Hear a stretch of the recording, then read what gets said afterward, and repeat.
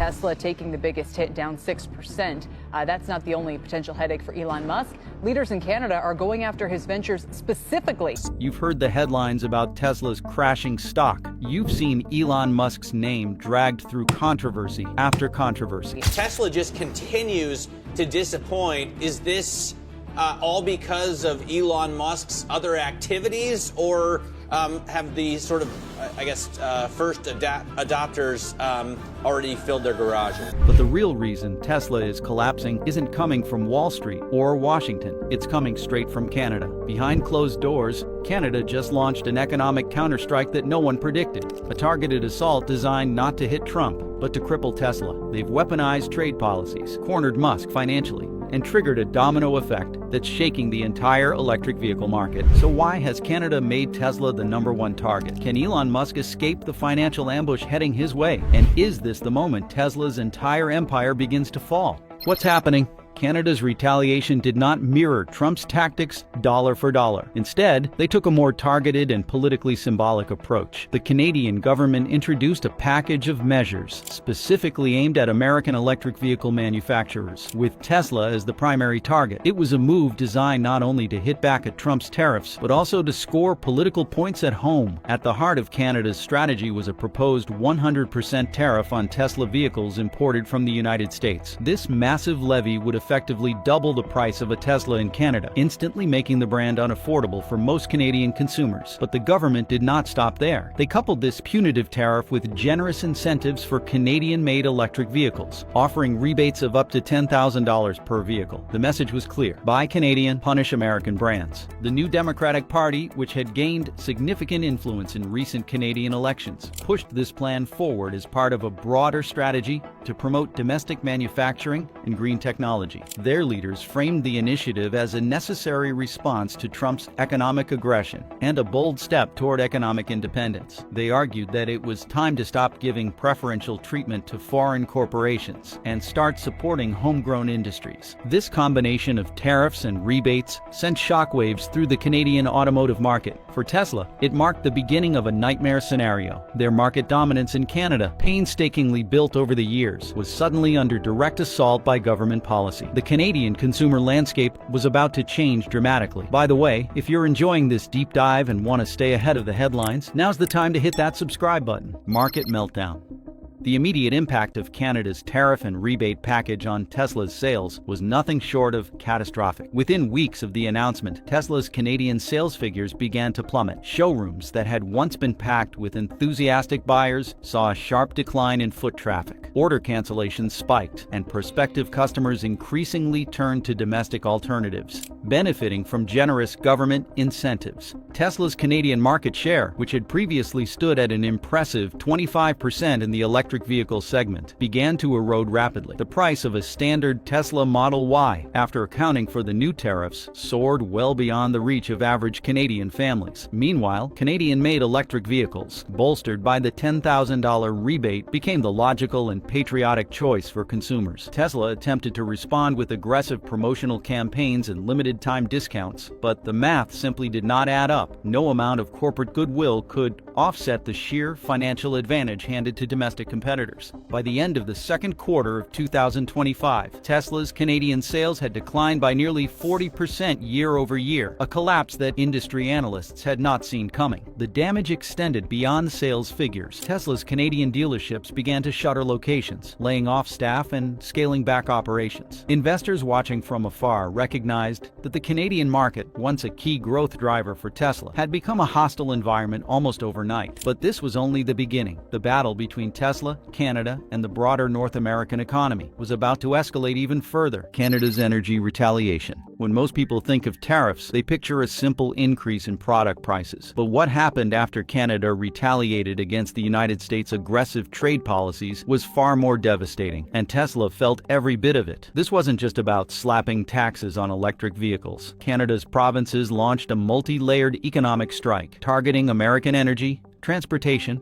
and supply chains. And while Tesla was the headline victim, the real damage went far deeper. It started with Ontario. Premier Doug Ford's government announced a 25% tariff on electricity exports to the United States. On paper, that might seem like a political jab, but for American industries, it was a financial earthquake. Nearly 1,500,000 American homes in New York, Michigan, and Minnesota relied heavily on Canadian electricity. By driving up the cost, Canada didn't just inconvenience consumers. It disrupted entire manufacturing ecosystems that depended on affordable energy. For Tesla, this meant increased operational costs. Charging stations in northern American states saw immediate price hikes. Industrial energy rates surged. Every dollar Tesla saved by building battery infrastructure in the United States was wiped out by inflated cross-border energy costs. And Ford wasn't done. He warned that Ontario would cut off electricity exports entirely if the United States tariffs remained in place beyond April. Meanwhile, Nova Scotia played its own card. Premier Tim Houston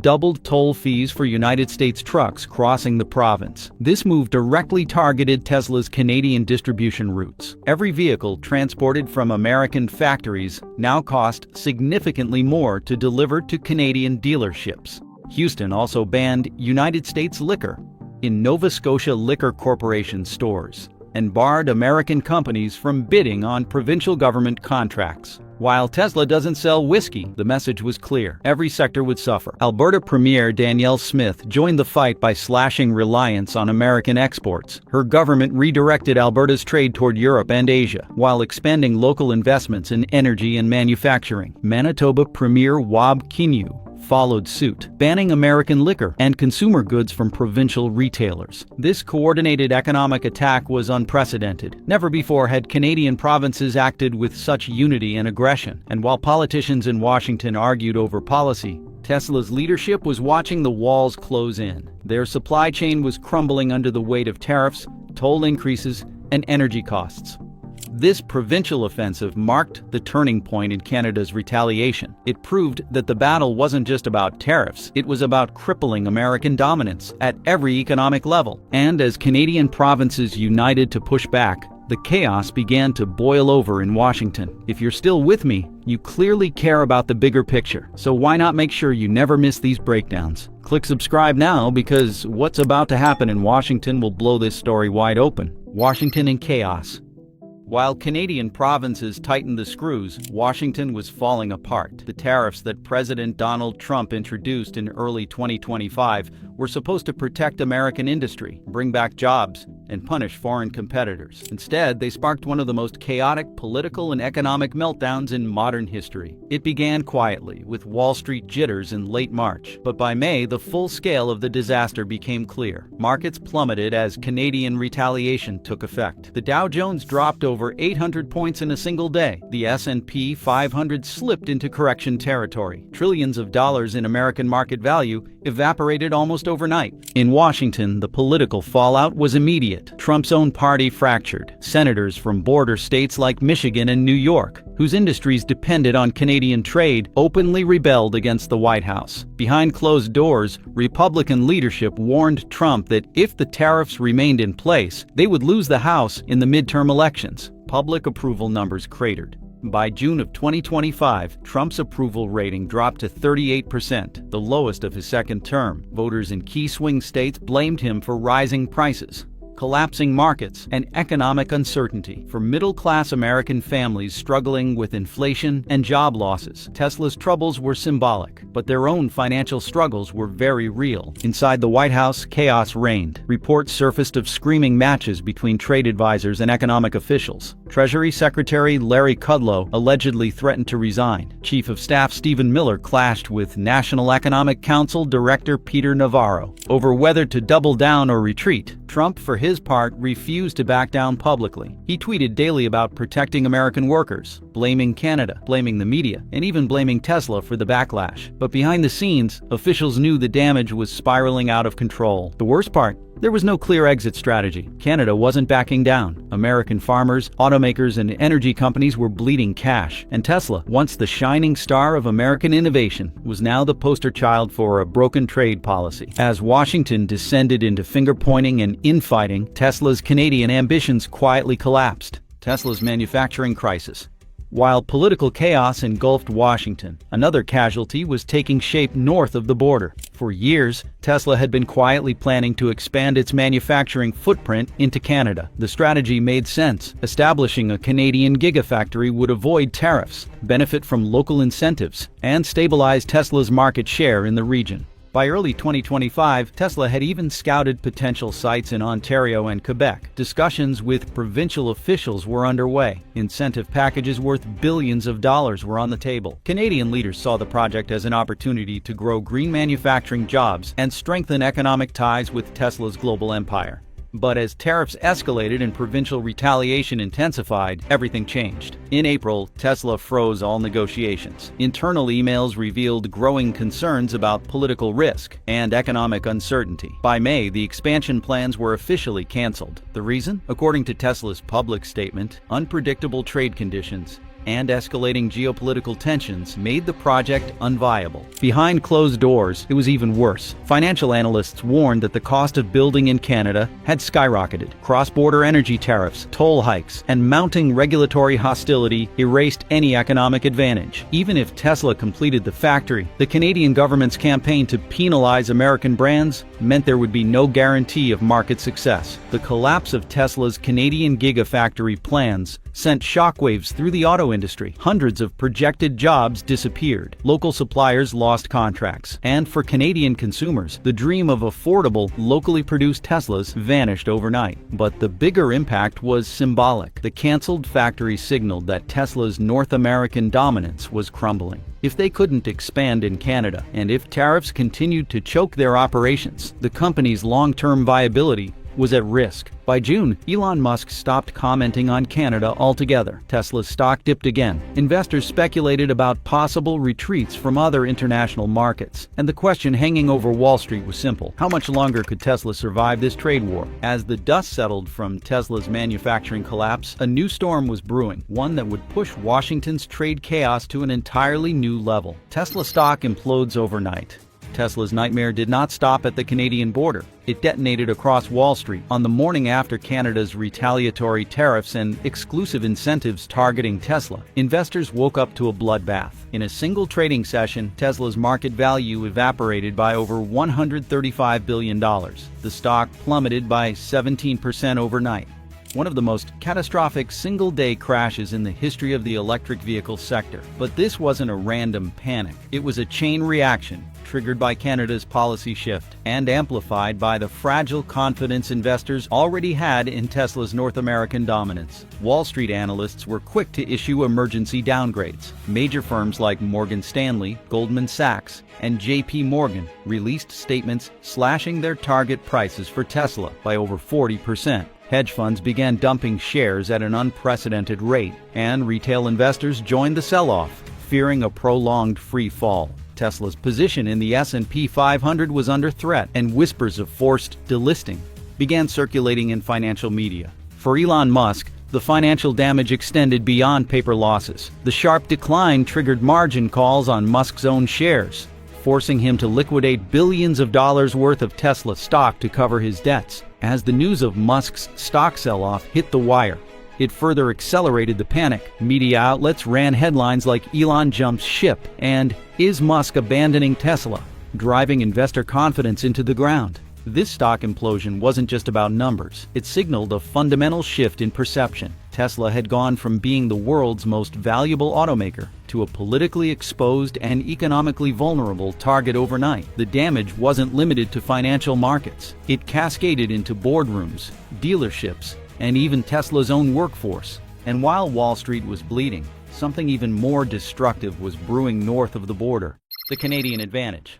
For years, homegrown companies like Electra Motors, Maple EV, and the Canadian divisions of General Motors and Ford had struggled to compete with Tesla's brand power and aggressive pricing. But overnight, Canada's retaliatory tariffs and rebate programs shifted the playing field in their favor. The Canadian government's policy was clear: penalize foreign brands like Tesla and uplift local producers. Rebates of up to $10,000 were introduced exclusively for electric vehicles manufactured in Canada. Simultaneously, Tesla models were excluded from all provincial and federal incentive programs.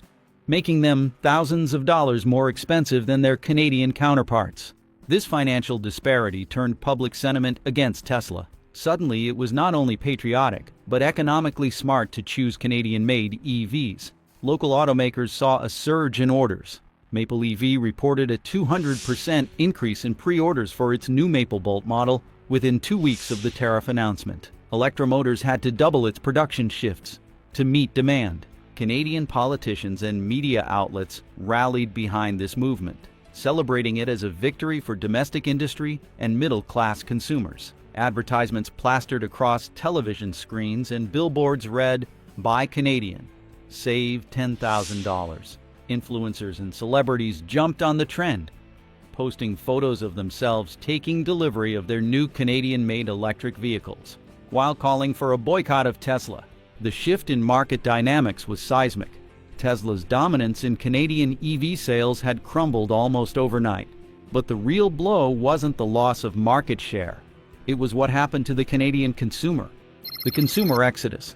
After Canada's tariffs and rebate policies took effect, Canadian consumers began abandoning Tesla en masse. Surveys conducted by Ipsos and Angus Reid showed that nearly 70% of Canadian EV buyers reconsidered their plans to purchase a Tesla after the new tariffs were announced. The reason was simple. A Tesla Model 3 or Model Y now cost $5,000 to $10,000, more than a comparable Canadian-made electric vehicle. The cost advantage Tesla once enjoyed had been obliterated, but price was not the only factor. Canadian consumers felt betrayed. Tesla had long promoted itself as a global brand with Canadian roots, boasting about Elon Musk's Canadian citizenship and the company's North American identity. Yet when the trade war began, Tesla made no attempt to negotiate or adapt to Canadian policies. Instead, Musk's public statements were dismissive, even mocking towards Canadian lawmakers. Consumer boycotts quickly gained traction. Online forums and social media campaigns urged Canadians to buy Canadian, boycott Tesla. Thousands of Tesla owners began reselling their vehicles on the secondary market, causing used Tesla prices to nosedive. Dealerships struggled to move inventory, offering discounts of up to $15,000 just to clear their lots. The consumer exodus wasn't limited to new car buyers. Tesla's charging infrastructure in Canada saw declining usage as drivers switched brands.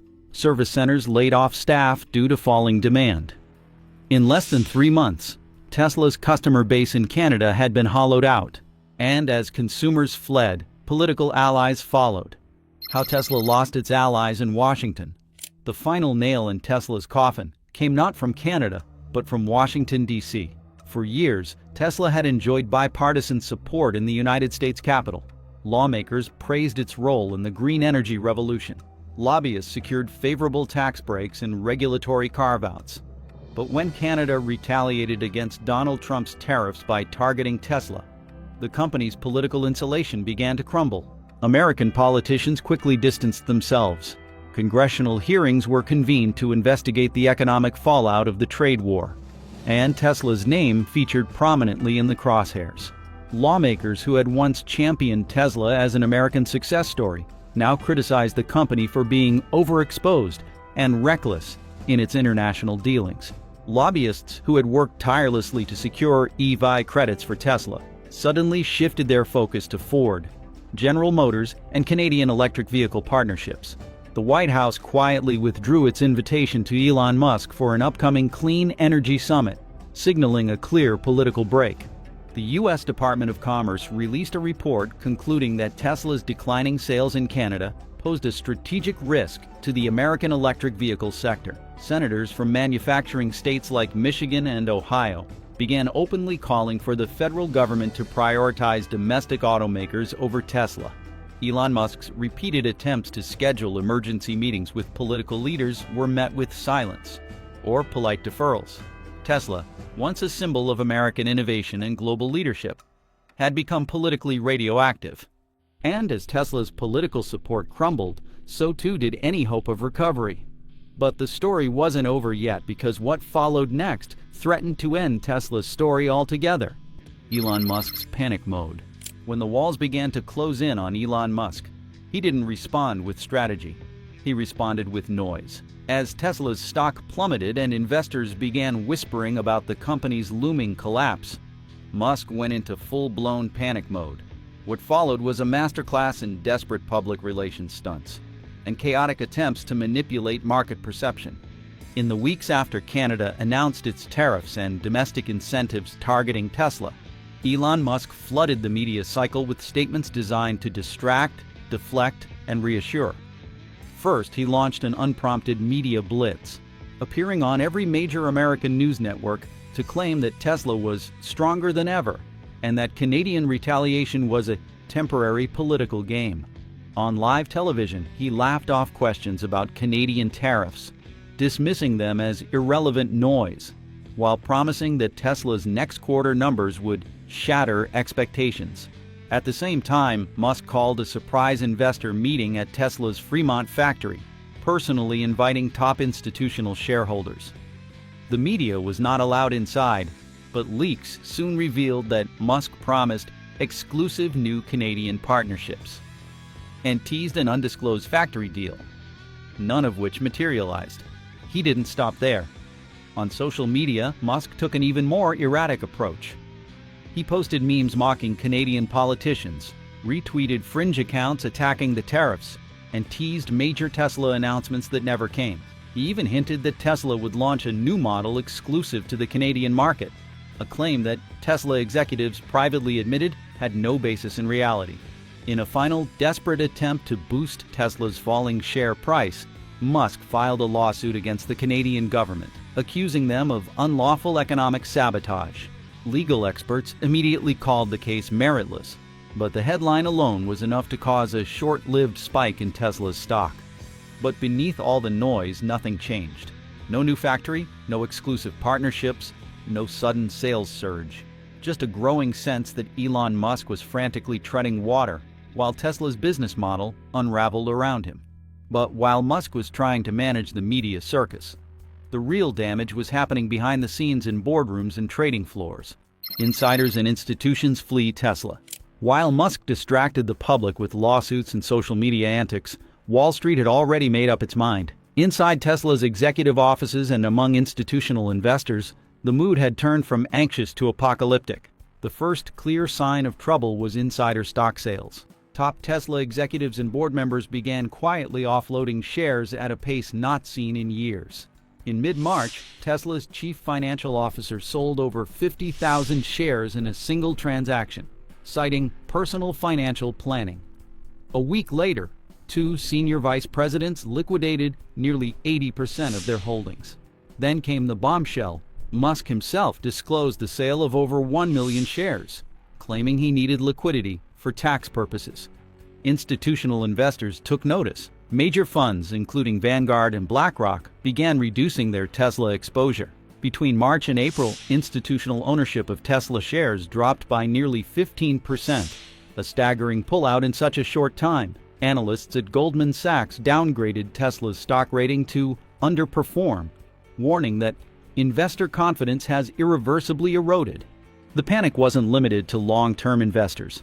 Hedge funds, sensing blood in the water, began shorting Tesla stock aggressively. Wall Street chatter turned to whispers of a Tesla death spiral, fueled by insider sales, institutional retreat, and mounting public backlash.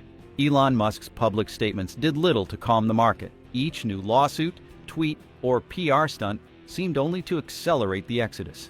By the end of April, Tesla's market cap had fallen by over $100 billion, and financial media outlets openly debated whether the company could survive the year. But the financial unraveling wasn't only coming from boardrooms and trading desks.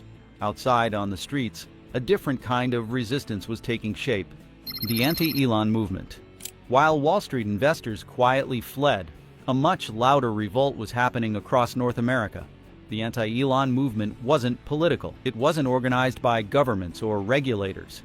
It was a grassroots uprising led by disillusioned customers, climate activists, and former Tesla fans who felt betrayed. What made this movement different was how it weaponized the market against Musk. Protesters didn't just picket Tesla showrooms or shout slogans outside factories. Instead, they launched an economic sabotage campaign unlike anything the automotive world had ever seen. The first step was flooding the used Tesla market, Activists and angry customers coordinated online, encouraging Tesla owners to dump their vehicles on resale platforms all at once. Within weeks, the pre-owned Tesla market was saturated, driving down prices by over 25%. That collapse crushed resale value and spooked prospective buyers. Activists crowdfunded billboards, ran online ad campaigns, and even bought stock in Tesla, not to support it, but to gain access to shareholder meetings and publicly grill Musk. Their message was simple: Tesla was no longer the face of progress. It was the symbol of corporate greed and empty promises. But beyond the lawsuits, media stunts, insider sell-offs, and public protests, one terrifying question remained. A question that haunted every investor, employee, and customer alike: the death of a dream. For years, Tesla was the poster child of the electric vehicle revolution, the tech company that promised to change the world. But by the spring of 2025, the dream looked more like a nightmare. With collapsing sales, evaporating investor confidence, and a growing public boycott, Tesla faced a brutal financial reality. The company's quarterly earnings report painted a bleak picture. Revenue had fallen by nearly 30% year over year. Net losses were approaching $5 billion, and operating costs continued to soar. Tesla's liquidity crisis deepened as banks tightened credit lines and institutional investors dumped shares. Suppliers began demanding advance payments, afraid Tesla might default. Internally, layoffs quietly swept through Tesla's offices, and hiring freezes were enforced across all divisions. The ripple effect was devastating. Customers who had placed deposits on future models began requesting refunds. Employees saw their stock options evaporate overnight. Shareholders, once true believers, now openly discussed bankruptcy scenarios. And at the center of it all stood Elon Musk, a man who had once been celebrated as a visionary, but now looked more like a desperate gambler. The haunting question hung in the air: was this the end of Tesla? Could the company that redefined the automotive industry be reduced to a cautionary tale of overreach, arrogance, and self-destruction? Now I want to hear from you. Do you think Tesla can bounce back? Or is this truly the end? Drop your thoughts in the comments below. And if you want to stay ahead of the biggest stories shaking the auto industry, make sure to subscribe